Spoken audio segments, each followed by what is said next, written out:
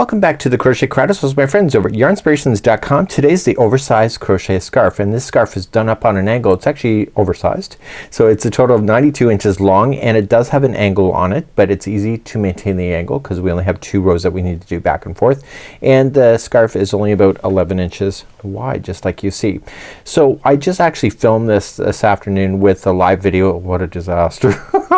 So one thing that I did is that I realized afterward is that I followed the foundation instruction, and because I considered it number 1, my eyes automatically went to number 2. That's my story, folks, and we're gonna stick by that. If you would like to change the size of this particular scarf, you just have to chain in an even number, so like 10, 12, 14, that's an even number, so you can go like that. So this is a total of chaining of 60. This is just a small example of it. Once you do that, what is the hookup on this where you will probably screw up is usually when we do a chain, we usually go second chain from the hook at the absolute minimum. This one wants you to play with the same one that's on the hook, and you're going to put in a double crochet and a chain into, or sorry, a single crochet into that first one, and then it's double, single, all the way to the end, and then the last 2 are 2 single crochets together.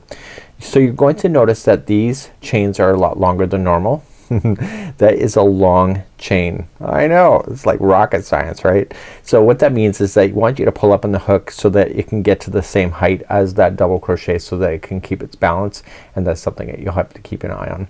So we're gonna do the foundation row to get ourselves started, and then we'll move to row number 1 and 2, and then 1 and 2 as long as you want to go. So the scarf measures about 92 inches long, where you can fasten off and then have a great old time. So let's begin. We're using a 5.5 millimeter size eye crochet hook today. I'm going to be using Red Heart Hopscotch because I have some stuff left over from an old tutorial and I want to use it up, and let's have some fun today. Let's begin. So let's begin. You can either chain 60 because that's as per the instructions, or what you can do is that you can just do an even number. So what I would like for you to do is do that. So you can go 1, 2, 3, 4, 5, 6, 7, 8, 9, 10. You can go all the way to 60 or a different number. Remember, it is up on an angle, so that will also change the width of this slightly. So decide what you want to do at this point. Just make sure it's an even number chain when we get started. So I now have 20 in here. You could have 60, you could have any number. The last chain, I want you to just pull up and give it a bit of slack like this. And normally when we turn it over, we go from the second chain of the hook, we go right here. But in this case we want to use that very first one where this is coming out of, so that's why we're pulling up a little bit of slack.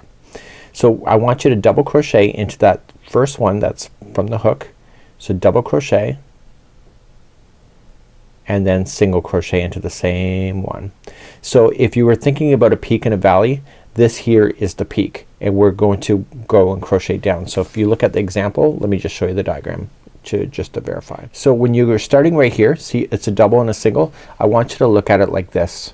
So we're at the top of the peak and we're going down. So the bottom here, the final 2 are together because we want to have the angle coming up like this. So the remaining of this, we just did a double into the first one and then a single, and now each one of these working all the way to the end except for the final 2 is going to be the same. So the next one will be a double crochet,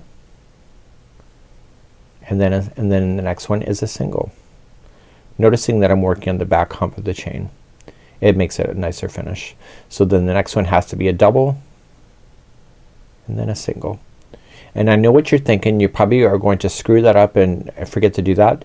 I have to tell you that once you get started with this, when you go and do another project and it says to do all these double crochets, you're gonna be like doing double single by accident. You watch. So I'm just maintaining my stitches, and in my head I am saying so single and then double. It almost sounds like a skipping song. So I'm just working my way all the way to the other side. So you notice I'm not counting at all. I'm just doing my singles, doubles. I'm just keeping an eye on when I see those final 2 stitches left. So here's a double, and I know that there should be, and I'm getting close to the end, there should be 2 left over, which there is. So that was a double. So the very final 2 is going to be a single crochet 2 together. So going into the next one, instead of single crocheting, just grab the yarn and pull through and hold it, and then go to the very next one into the chain and pull through, and then pull through all 3, and that's a 2 together.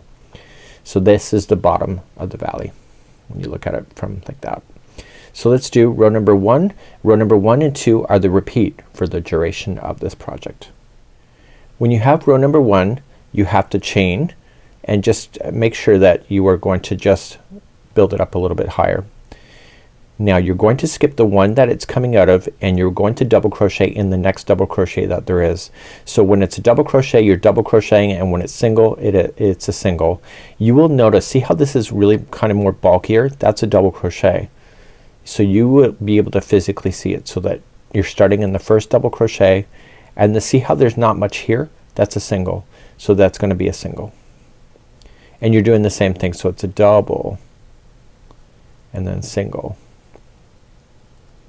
and double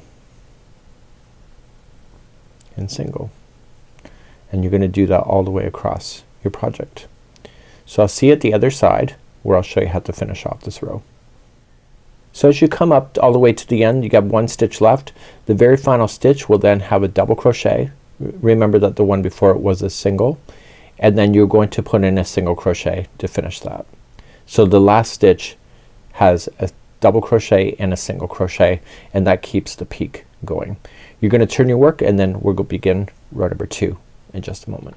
So when you're on row number 2, we're then on the side. So you're going to notice that this side is always adding stitches, this side is always subtracting stitches. You'll notice that for sure. You're going to chain up and just provide a little bit of extra slack, and in the very first stitch where that's coming out of, you want to put in a double crochet, but you're not done. You also want to put in a single crochet, so then it'll be there when you get there back. The next one, see how it's bulky looking? That one's an automatic double crochet, so that means the next one has to be a single crochet, and you're doing the double and single, and you're doing that all the way to the end. I'll see you at the other side where I'll show you how to finish off this row once again. So watch when you get all the way to the other side. The one before the very final will be a double crochet, and you know that you're close to the end, so you know that the final two then have to come single crochet 2 together, and then that'll finish that row. So that was the end of row number 2. So you're going to turn your work so you can see that it's really building up. So one side is an angle, and this is the valley, this is the peak. Let's just review row 1 and 2 one more time just to make sure you got it, and then that's it for today. So back to row number 1, you were going to chain, just provide an extra little bit of slack, and you're going to skip the one that you're coming out of and immediately double crochet into the next double crochet that's there. And so then it will be a double and single and double and single all the way back to the top of this. So just do that. I'll see you at the end of this row. So we're now coming to the other side where you can see it's a peak. So then the next one is a single, and you have your very last one. So your very last one on the end of row number 1 is going to be a double crochet first, and then a single crochet into the same one. We'll finish that. You'll turn your work, and let's begin row number 2 once again. In row number 2, you just chain up, and in the same one that it's coming out of, because it's the side that is the top of the valley, you are going to start with the double crochet into the same stitch, and then a single.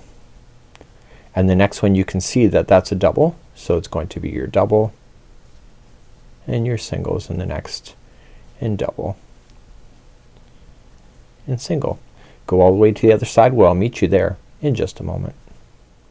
So as you're coming up to the end of row number 2, I'm coming close to the end, and the last one here is a double crochet, and then you should start thinking that that's a double crochet, and I'm almost near the end, so the very final 2 that you see is going to be single crochet 2 together.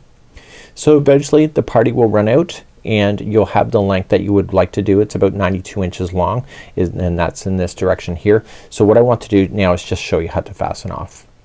To fasten off, just cut your yarn, and you will have changed the yarn. You'll be 4 yarn balls if you're using that Red Heart Unforgettable. So you'll take your tails, and recommending, because this is a wearable, put it through a tapestry needle. It only takes a moment, and put it through there. Now you're just going to drag it up underneath the stitch work and go once, and when you drag it through, don't change the shape of it. Make sure it's taut but it's not buckling, and go through a second time, 2, and finally 3rd time is a charm.